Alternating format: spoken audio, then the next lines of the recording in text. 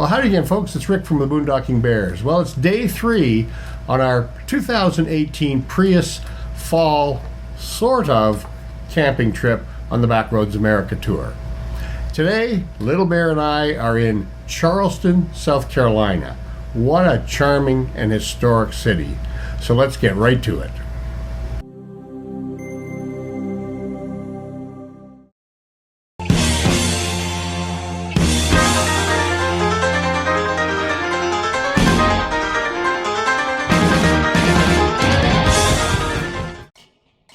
So after the disappointments of the trip's first 2 days, Little Bear and I were ready for some fun. After a great sleep with the pillow hog Little Bear, coffee and a walk, we headed into Charleston to check out the historic harbor and the beautiful architecture of this charming city.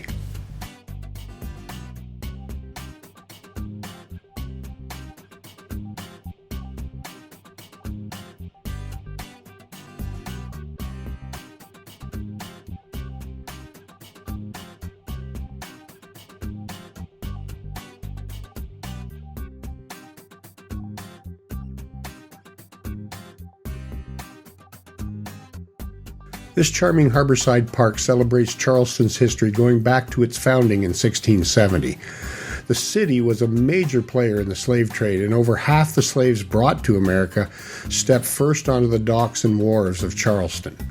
The city also played a key role in the golden age of pirates, with more than a few stopping to enjoy the city's delights. Now, rumor has it there was also a big fuss here in April of 1861.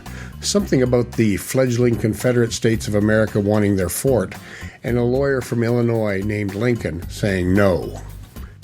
Anyway, it's a famous place, and I briefly considered taking the boat tour out to see Fort Sumter, but then thought Little Bear might get seasick. Notice what I did there? Always blame the dog. Charleston also has beautiful architecture. Remnants of gentrified southern homes dot the streets, and one notable feature was the prevalence of pineapples carved into many stone facades. It was curious to me, seeing as they aren't native to the area. Well, it seems the pineapple holds a special place in Charleston's polite society.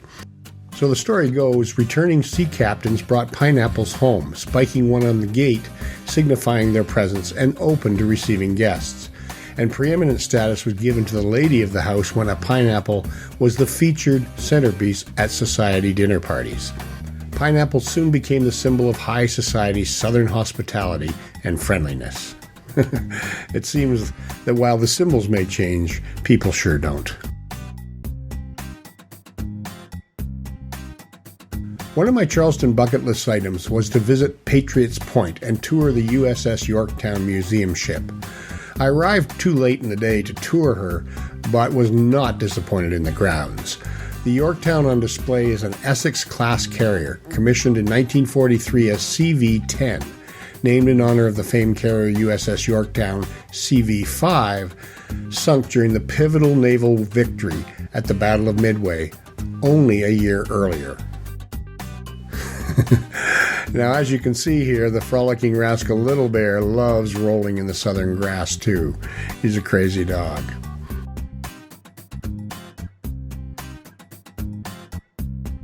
Anyway, the Yorktown served with distinction until her decommissioning in 1970. Her first action was in the Pacific against Japan in World War II, where she earned 11 battle stars and a presidential citation. She also saw action during the Korean and Vietnam Wars, where she earned another 5 battle stars. Near the end of her career, she also served as the recovery ship for the Apollo 8 mission and featured in the movie Tora Tora Tora. Worthy of her namesake, she became a museum ship in 1973 here in Charleston. She is now a National Historic Landmark, and Bear and I thoroughly enjoyed the visit.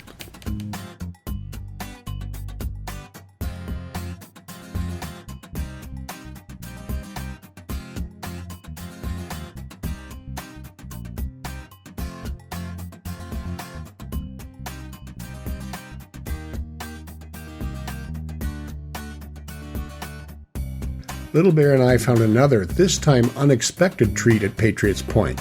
There is a beautiful and moving memorial to the Cold War U.S. submarine fleet, crews, and families. The Cold War started in 1947 with the Truman Doctrine speech before Congress and ended 42 years later with the fall of the Berlin Wall. I wondered why the memorial was here, and walking around discovered that for the initial 25-plus years of the Cold War, virtually all of the nuclear ballistic missiles that went to sea on submarines were assembled and loaded in Charleston. I had no idea the South Carolina lowlands played such an important part of the Navy's submarine force.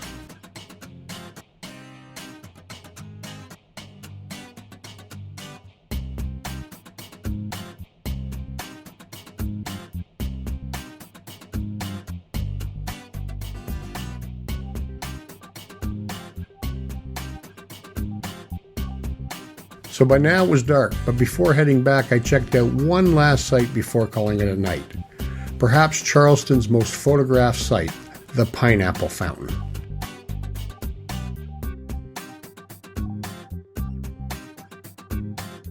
Next up is day 4 in Savannah, Georgia, and some very special stops.